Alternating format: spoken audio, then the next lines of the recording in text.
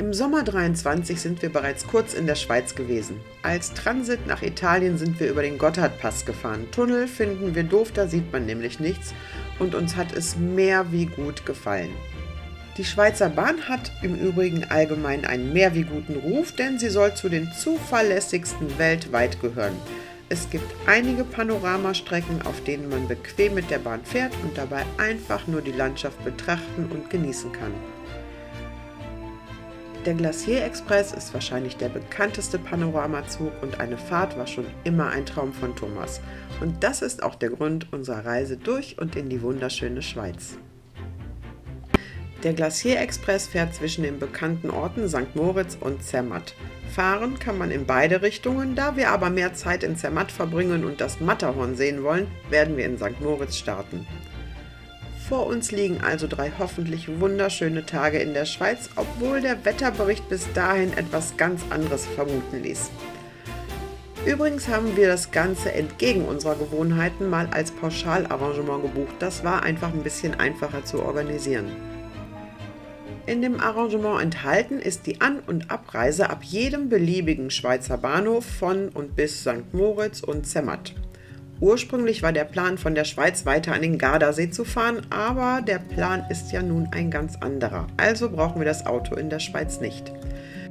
Wie kommen wir also am besten her? Mit der Bahn bis Basel nahe der deutschen Grenze wäre eine Alternative gewesen, aber ganz ehrlich, die Deutsche Bahn ist sowas von unzuverlässig, abgesehen von den ständigen Streiks. X-mal umsteigen oder zu Unzeiten fahren und viel warten für viel Geld, nee, nichts für uns. Mit dem Auto bis St. Moritz, Parken ist da viel zu teuer. Mit Glück zahlt man am Tag etwa um die 50 €. Und von Zermatt zurück nach St. Moritz hätte uns auch zu lange gedauert. Man muss ja wieder um sämtliche Berge rum. Wir haben vor Jahren schon mal Bad Säckingen besucht. Das liegt am Rhein und gegenüber ist direkt die Schweiz. Der Ort heißt Stein und da gibt es einen Bahnhof und ein Parkhaus. Da zahlt man am Tag umgerechnet 10 €. Das ist also unser Start- und Zielpunkt. Die Fahrt bis Stein ist problemlos zu schaffen, wir gönnen uns aber unterwegs noch ein wenig Zeit in Frankreich und besuchen Metz, was wirklich unterschätzt, aber sehenswert ist, und Colmar, das ist bekanntlich sowieso ein Tipp und im Sommer 23 waren wir schon mal hier. Früh am Sonntagmorgen geht es los. Von Colmar bis nach Stein ist es nicht allzu weit. Und dann können wir schon die Fahrt durch die Schweiz bis nach St. Moritz genießen.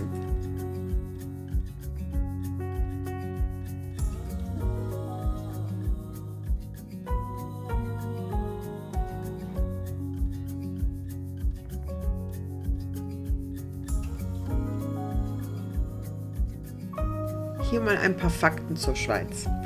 Die Schweiz ist unserer Meinung nach sowieso das schönste Urlaubsland in Europa. Sauber, wunderschöne Landschaften, aber leider auch sehr teuer. Zumindest empfinden es Touristen und Neuankömmlinge so. Eben nicht nur das schönste, sondern auch das teuerste Land in Europa, vielleicht sogar weltweit. Warum das so ist, kann man an verschiedenen Faktoren ausmachen. Nicht zuletzt aber liegt es mit daran, dass die Schweiz ein kleines Land mit begrenzten natürlichen Ressourcen und einer starken Abhängigkeit von Importen für viele Güter ist. Allerdings ist die Schweiz auch bekannt für hohe Qualitätsstandards und Regulierungen in verschiedenen Branchen, unter anderem der Lebensmittelsicherheit. Das treibt natürlich die Produktionskosten hoch, die werden natürlich an den Verbraucher weitergegeben. Die Schweiz bietet ihren Einwohnern ein hohes Maß an Lebensqualität, einschließlich exzellenter Gesundheitsversorgung, Bildung und Infrastruktur. Dies führt dann zu höheren Steuern und Sozialabgaben, die von den Bewohnern getragen werden müssen, was wiederum zu höheren Kosten für den Endverbraucher führt. Viele grenznah wohnende Schweizer kaufen übrigens in Deutschland ein und lassen sich dann beim Zoll die Mehrwertsteuer erstatten. Das geht monatlich bis zu einer gewissen Summe, denn die Schweiz gehört nicht zur Europäischen Union. Ob das fair ist, angesichts der doch sehr hohen Einkommen in der Schweiz, sei mal dahingestellt. Die Währung der Schweizer Franken gehört zu den stärksten Währungen der Welt und politisch ist die Schweiz für ihre Neutralität bekannt. So klein wie die Schweiz auch ist sie in 26 Kantone eingeteilt, vergleichbar mit unseren Bundesländern. Die Schweizer Kultur ist geprägt mit Einflüssen aus den Nachbarländern Deutschland, Frankreich und Italien und das sorgt auch für eine Vielfalt der Sprachlandschaft. Somit hat die Schweiz tatsächlich offiziell 4 Amtssprachen: Deutsch, Französisch, Italienisch und Rätoromanisch. Deutsch wird aber hauptsächlich gesprochen, jedoch häufig als Abwandlung des Hochdeutschen, das sogenannte Schwyzerdütsch. Und das ist nicht immer einfach zu verstehen. Rätoromanisch ist eine Minderheitensprache, aber die Erhaltung und Förderung ist ein wichtiges Anliegen in der Schweiz. Die Schweiz verfügt über eine der stabilsten und wohlhabendsten Volkswirtschaften der Welt und ist führend in Bereichen wie Finanzdienstleistungen, Pharmazie, Uhrenherstellung und Maschinenbau.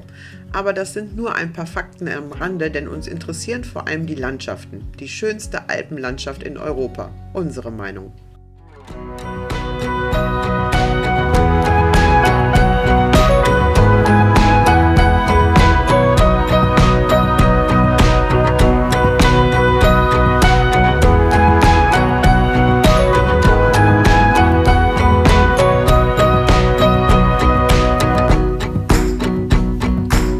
Zweimal mussten wir umsteigen in Zürich und in Chur.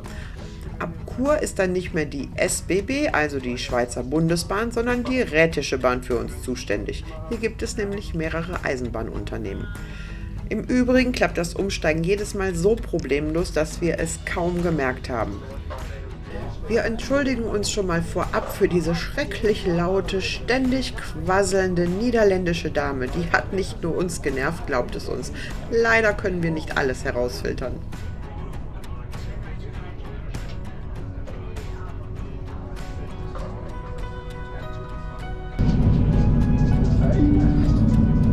Liebe Fahrgäste, der Zug verkehrt nun auf der Albula-Linie der Rätischen Bahn, welche zusammen mit der Bernina Linie in die UNESCO-Welterbeliste aufgenommen wurde.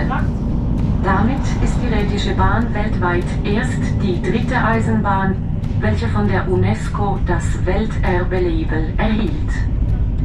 Auf 122 wunderschönen Kilometern zwischen Thusis und Tirano führt die Strecke über 196 Brücken und durch 55 Tunnels.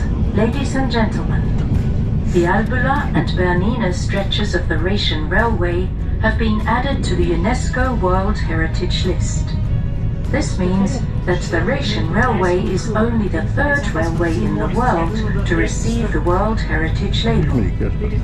For 122 wonderful kilometers from Thusis to Tirano, the line takes us over 196 bridges and through 55 tunnels.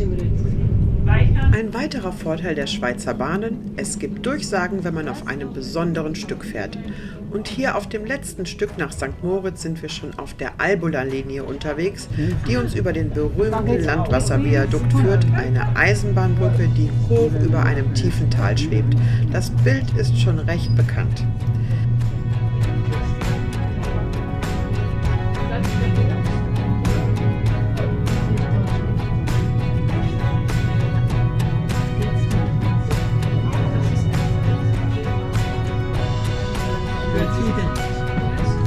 Sehen Sie es?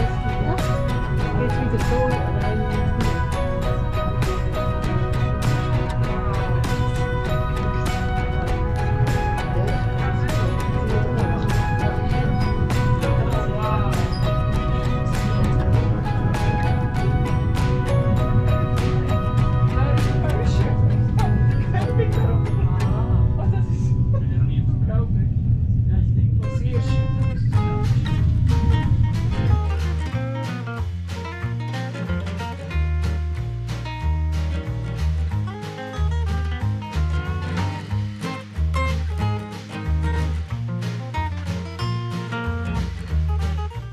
Wir fahren hier übrigens auch durch sogenannte Kehrtunnel.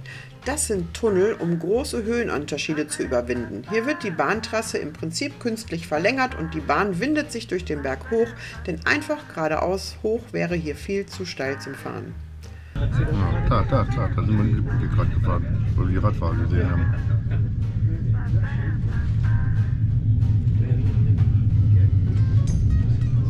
Aber du denkst ja dann, dass wir dann so, oder?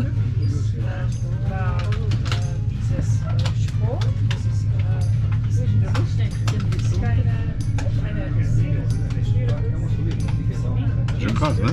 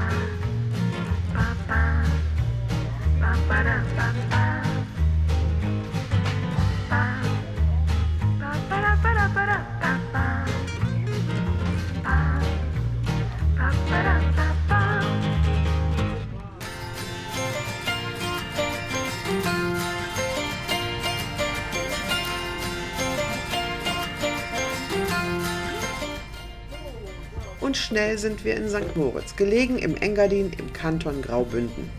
Unser Hotel Arte liegt, also wenn man Google Maps glauben darf, nur etwa 15 Minuten Fußweg vom Bahnhof entfernt. Theoretisch. Praktisch dauert es eine gute halbe Stunde, denn man läuft mit Gepäck nur bergauf, quer durch die Innenstadt. Nicht sehr angenehm, es ist ja auch nicht gerade kalt. Aber irgendwann geschafft. Wir werden nett empfangen, schnell richten wir uns in einem kleinen, aber geschmackvoll eingerichteten Zimmer ein wenig ein.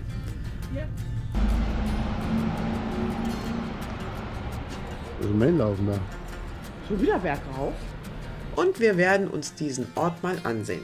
Er gilt als einer der exklusivsten und renommiertesten Ferienorte der Welt, berühmt für sein luxuriöses Ambiente und eine atemberaubende Landschaft.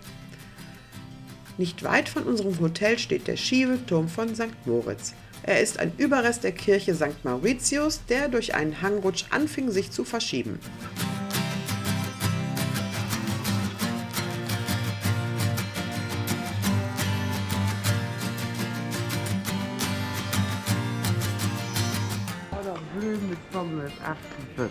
Danke fürs Gespräch. Hast du das mit keinen Hunger mehr, oder? Nee. Ja, so toll kann es nicht sein, dass ich dafür so viel Geld ausgeben würde.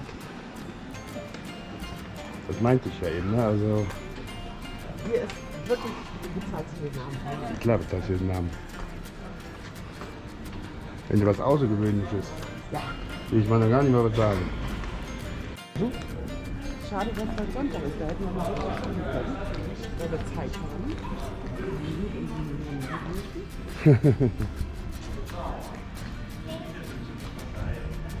Stimmt, heute ist ja Sonntag. Heute ist ja Sonntag. Ist ja auch ganz gut. Die Innenstadt ist wirklich gepflegt und schön gemacht, auch wenn uns diese Luxus- und Prachtläden nicht wirklich zusagen. Aber seit dem 19. Jahrhundert reist hier anspruchsvolle Klientel von Promis über Sportlern bis Luxusliebhabern an und die wollen bespaßt werden.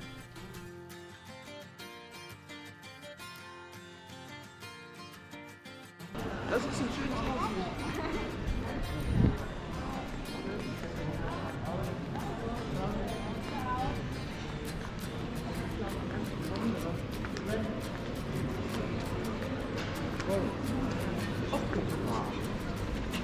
St. Moritz dazu. Ja, als Schokolade. Ich glaube, das sind ganz besondere.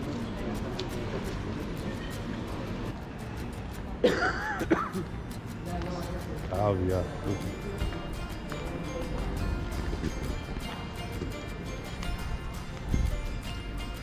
Musst du in den Hinterhof gehen, um Kaviar zu essen. Wahrscheinlich.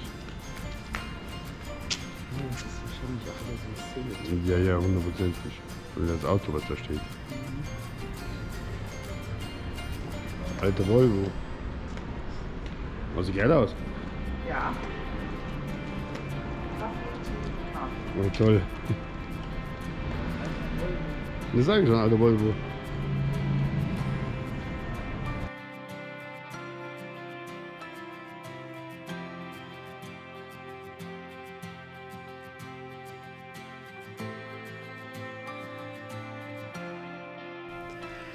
St. Moritz ist keine Stadt an sich, sondern eher eine Gemeinde, zusammengefasst aus den Ortsteilen St. Moritz-Dorf, St. Moritz-Bad, Souvretta und zur Hälfte Kampfer. Der mondäne Teil hier ist St. Moritz-Bad und wir machen einen schönen Spaziergang bis runter nach St. Moritz-Dorf. Langsam bekommen wir Hunger, aber ehrlich gesagt haben wir keine Lust auf überteuerte Restaurants. Die Schweiz an sich ist teuer, ja. Aber St. Moritz legt hier echt noch eine Schippe drauf. Und bei dem schönen Wetter möchten wir draußen sitzen. Immerhin war ursprünglich für unsere Zeit in der Schweiz Dauerregen und kühle Temperaturen angesagt. Wir haben da wirklich Glück. Also machen wir das, was wir am liebsten machen. Im Supermarkt besorgen wir uns ein paar Snacks, setzen uns auf eine Bank und genießen das Leben.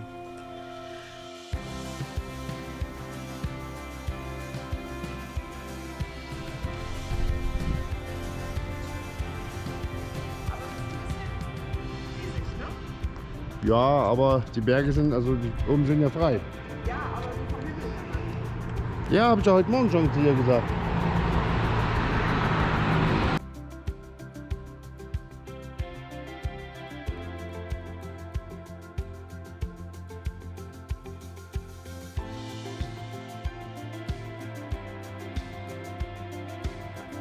Am Ufer des St. Moritzer See laufen wir zurück. Schön ist es. Der See friert im Winter zu und jedes Jahr im Februar findet hier dann darauf das White Turf Pferderennen statt. Natürlich auch ein Treffpunkt für die Reichen und die, die sich schön finden. Den konnte ich gerade noch nicht sehen. Als das wieder nicht daneben, ne? Nee. Aus Ansehen auch nicht schlecht, ne? Ja.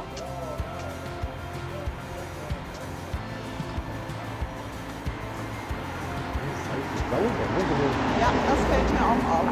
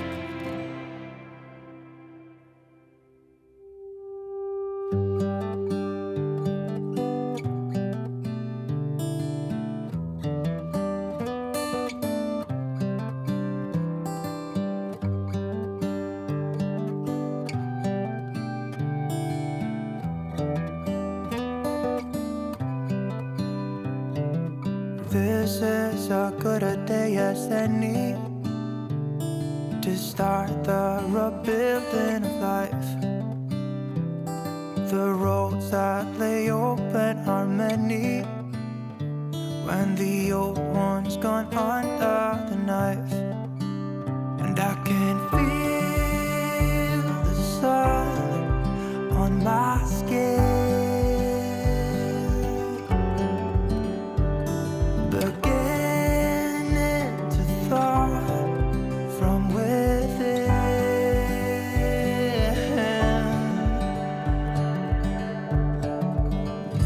Today and not tomorrow, there's no time to borrow.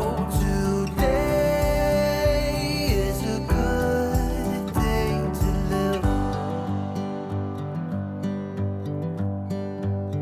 This morning has so clear a light as any to see the horizon in the far. Excuses were 2 for a penny, but they've all gone out the window of this car. And when I feel the wind on my face, all that ever was is a wreck.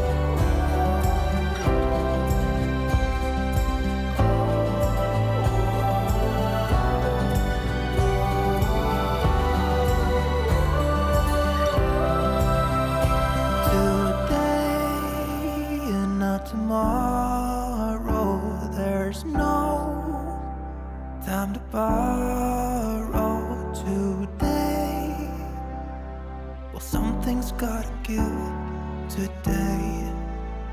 It's a good day today and not tomorrow.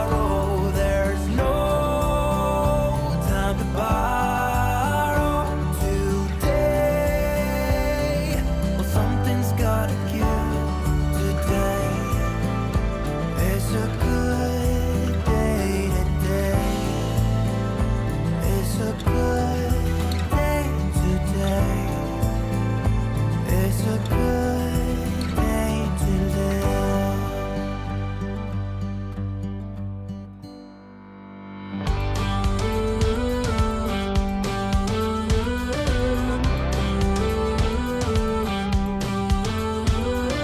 Do you ever feel you don't get out what you're putting in? All your hopes and efforts are all in vain. Who will pick you up? You've lost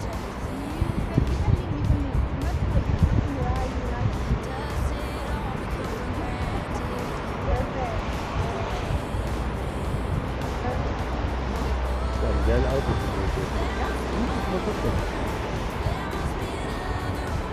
There must be conscience, different things in different ways. There must be love, there must be a reason, and a little bit of faith has got to come my way.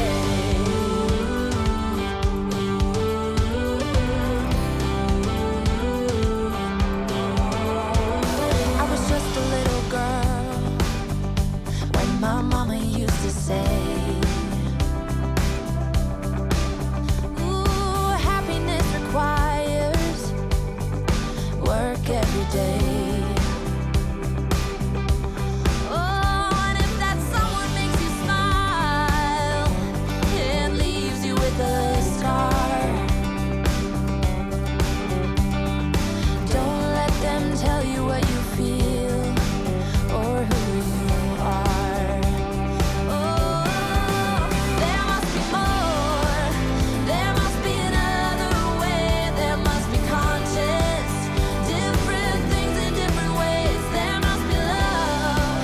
There must be a reason, and a little bit of faith has got to come my way.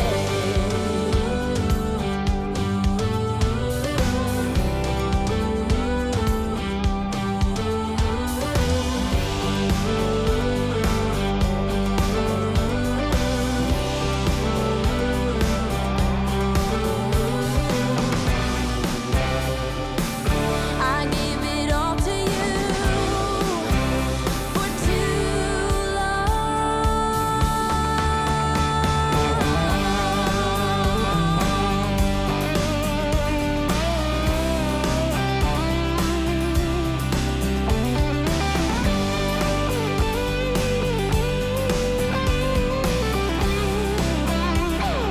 There must be more.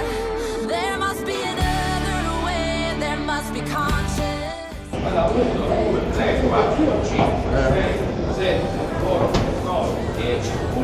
Aber wärst du auch erst hier immer rausgekommen? Ja. Gut, der hätte das Stück gespart, ne? Genau.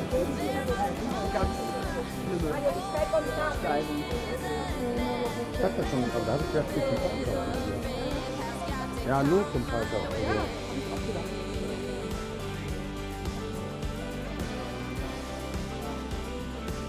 Has got to come my way.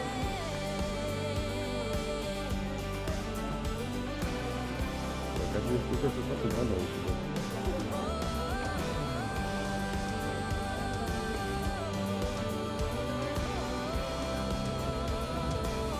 Has got to come my way.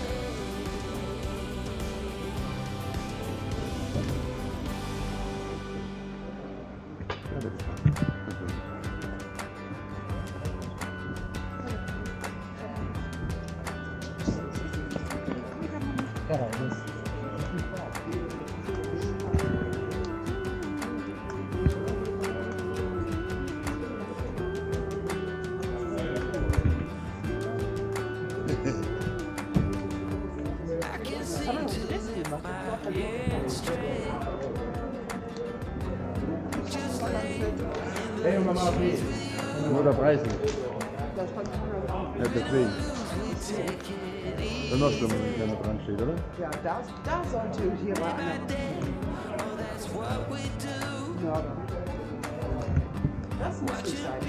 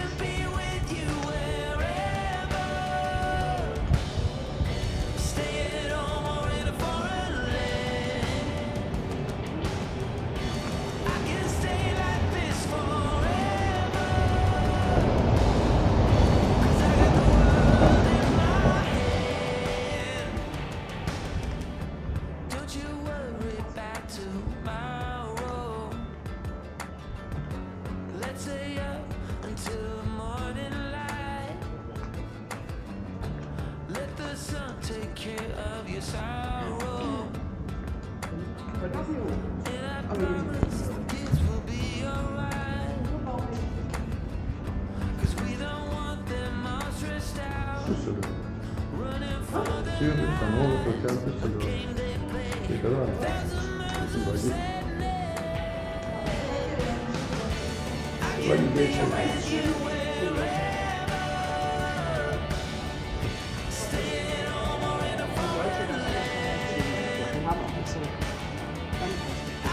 Ja, das ist schon.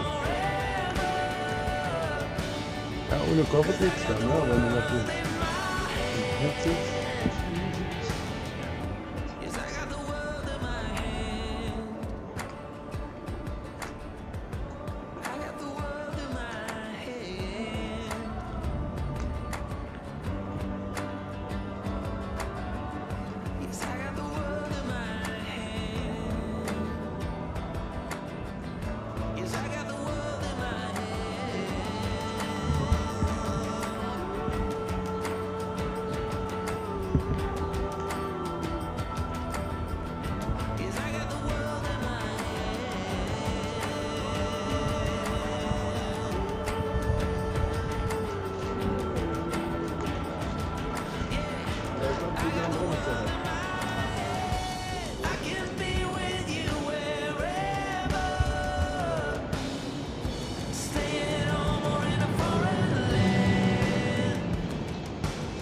Anwürmer.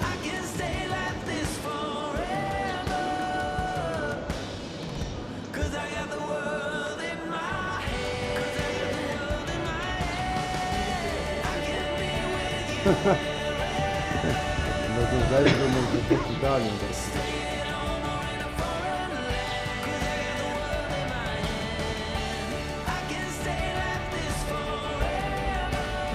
Ja, also kann ich aufpassen.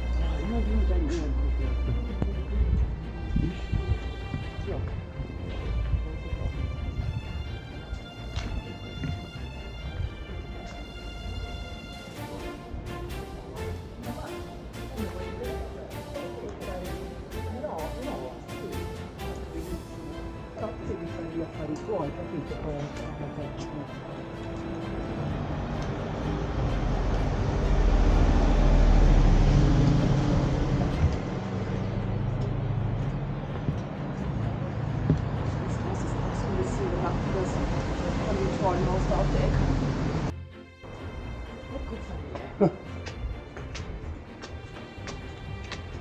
der misst ja auch die Stockwerthöhe, ne? Zurück zum Hotel laufen wir nochmal durch die Innenstadt und dann lassen wir den Tag gemütlich auf unserem kleinen Balkon ausklingen. Die Aussicht ist nicht gerade schön, in St. Moritz ist nämlich fast alles Haus an Haus gebaut. Hier braucht man viele Hotels, denn hier wollen angeblich alle hin. Ein wenig fragen wir uns warum. Ja, es ist nett anzusehen, der See ist wirklich schön. Alles gepflegt und sauber, wie eigentlich überall in der Schweiz, also was wir so kennen. Aber spektakulär und besonders finden wir es nicht. Wahrscheinlich sind wir zu bodenständig für den Luxusort. Wir waren jetzt mal da, aber nochmal müssen wir nicht unbedingt her. Das Schönste an St. Moritz ist für uns der Bahnhof, weil da nämlich morgen unser Zug nach Zermatt abfährt. Unsere Reise nach Zermatt und die Fahrt mit dem berühmten Glacier Express gibt es in der nächsten Folge. Merci Adi, wie der Schweizer sagen würde. Tschüss!